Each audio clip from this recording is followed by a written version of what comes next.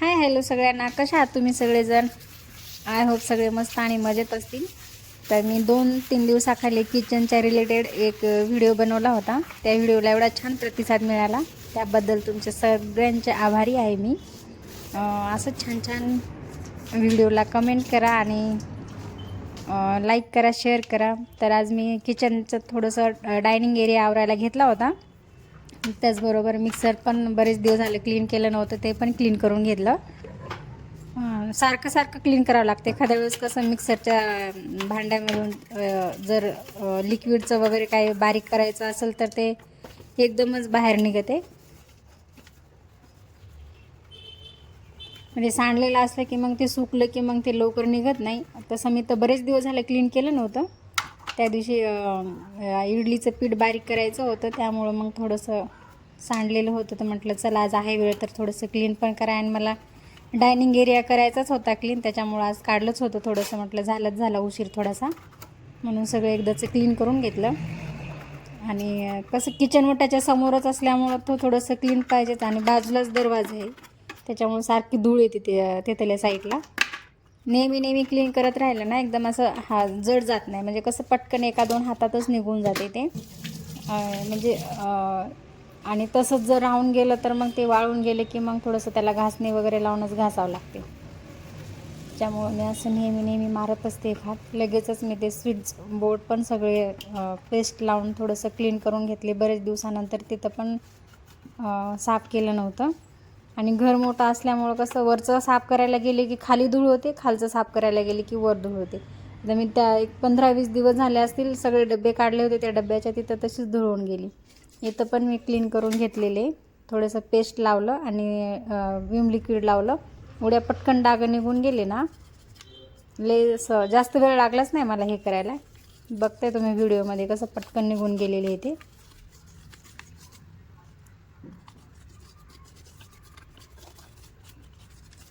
आणि हे हॉलचं असल्यामुळं कसं इथं थोडंसं स्वच्छच ठेवावं लागते. त्याच्यामुळे आणि ते वाईप्सने खूप छान काम लवकर होते बघा. त्यांना एवढं छान साफ करता येते ना, कपडे लावायची गरजच लागत नाही. एकदा ओलं करून घेतलं ना, बऱ्यापैकी क्लीन होते त्यानं. आणि त्याला एकदा मग लगेच पाण्यातून काढून परत तेच वापरायचं. मला तर ह्या वाईप्स असल्यामुळं पटकन कामं होतात. कपड्यापेक्षा ना हेच बरं वाटते मला. कारण कपड्याला कसं त्याचेच धागे दोरे लागतात, याचं काही निघत नाही. ते स्पंज असल्यामुळं एकदम छान होते. आणि हे मिक्सर ठेवायचा वट्टा हे पण मी लगेचच क्लीन करून घेतला.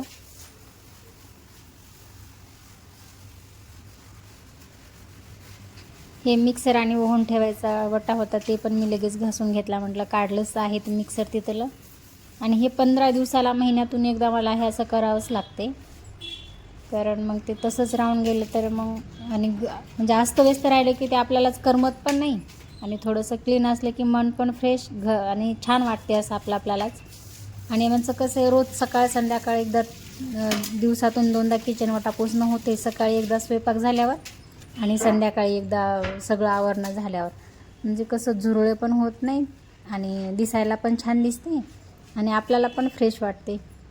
आणि मुलं घरी असले की मग त्या वाट्यावर काय पण असं पाणी पिलेला ग्लास म्हणा किंवा जेवलेली प्लेट म्हणा, ते बेसिनच्या जागी असतं कोणीकडल्या ठिकाणी ठेवून हे बाहेरच दरवाजा, तिथून जवळच दरवाजा आहे त्याच्यामुळं. आणि ते पलीकडे सगळे पार्किंग सगळी धूळ येते आतमध्ये. आता हे डायनिंग एरियाचं तिथले कप्पे येतं, हे पण मी एकदाच बरेच दिवस झाले धुतले नव्हते, पुसले नव्हते हे. त्याच्यामुळं आज हे पण मी क्लीन करून घेणार आहे. खरं तर मी हेच आवरायला घेतलं होतं, पण आता काढलेच आवरायला म्हणून त्याच्यामुळं तिकडचं पण आजूबाजूचं म्हटलं एकदा झाला उशीर. कारण दुसऱ्या दिवशी मग बरेच दुसरे कामं असतात ना. इथे शेंगदाण्याचे काजू बदामचे डबे असतात, पण मी ते आता ठेवले नाहीत कारण ते डायनिंग टेबलवरच ठेवलेले आहेत. आणि हे पण पुसायचं होतं राहिलेलं. त्याला लय हलक्या हातानं पुसून घ्यावं लागते, नाहीतर मग पडलं तर फुटूनच जाते सगळं. ते छान आहेत ना लव्ह बर्ड्स, हे बरेच जणांना आवडते. तिथं तर सगळ्या फॅमिली फ्रेम लावायची होती, पण ती चांगली नाही वाटणार, सगळ्यांना दिसते म्हणून शेण्या मग हेच छान वाटलं तिथं लावायला. आणि हे औरंगाबादून घेतलेले हे, जेव्हा घर बांधले तेव्हाच आणलेले हे.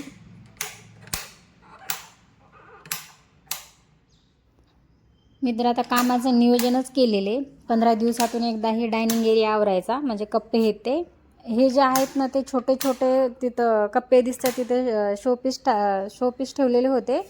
म्हणजे सांची मूळ आता मी ते काढून टाकलेले आहे. ती म्हणजे लहान होती तेव्हा तिने ठेवले, आता जसं जसं कळायला लागले तिला ते घेत राहते, मग तिच्या हाताला आलं ते.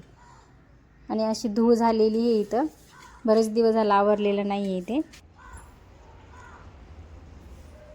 किती पण आवरा सारखंच, वरचं आवरायला गेले की खाली धूळ होते, खालचं आवरायला गेले की वरी धूळ होते. मग ते सारखं आणि करावंच लागते इथं.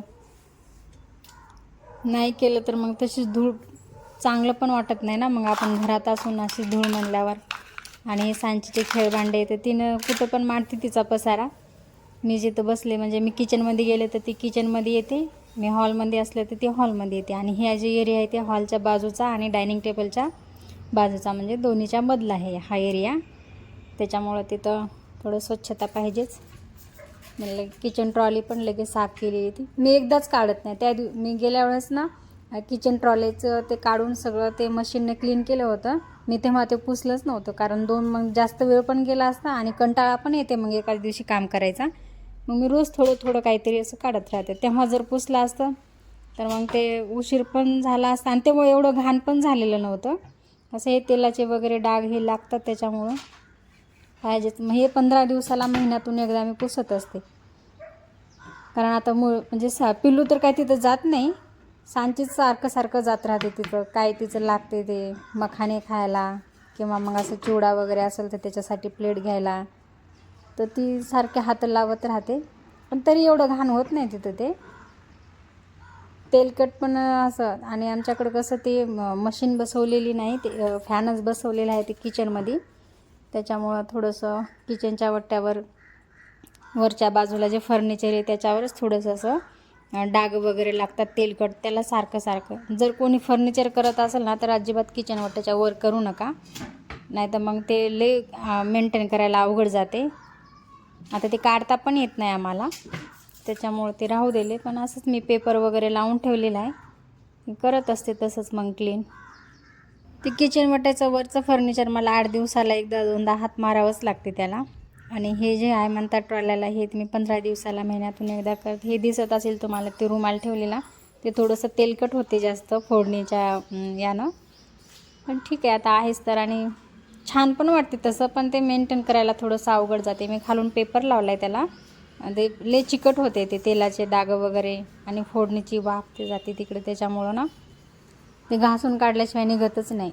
मीच तरी सारखं सारखं पुसत असते, त्याच्यामुळं ते थोडंसं आहे चांगलं. आता बरेच वर्ष झाले त्याला, 10 वर्ष तरी होऊन गेले, अजून तरी मी छान ठेवले त्याला.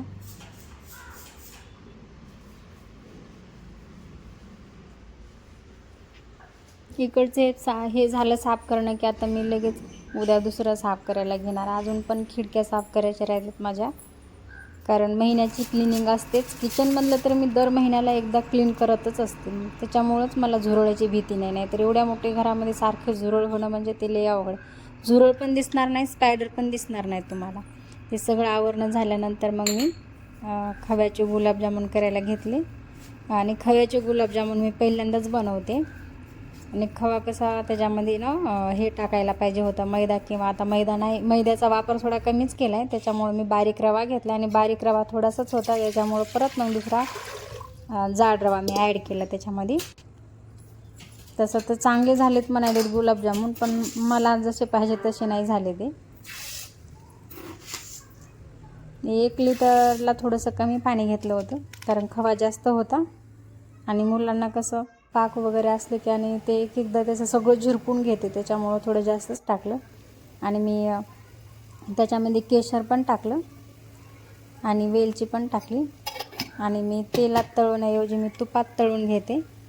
नेहमीच मी तुपात तळून घेते. आणि जर तूप कमी असेल तर मग तूप जेवढं तळवता येईल तेवढंच घेते. मुलांना मी नेहमी तुपातलेच गुलाबजामुन देते, तेल वापरत नाही मी. थोडं का होईना, पण जास्त जर तूप नसेल ना तर मी जेवढं तूप आहे तेवढं तळवल असं एवढंच गुलाबजामुन करते. आणि हे असं झालेलं आहे बघा.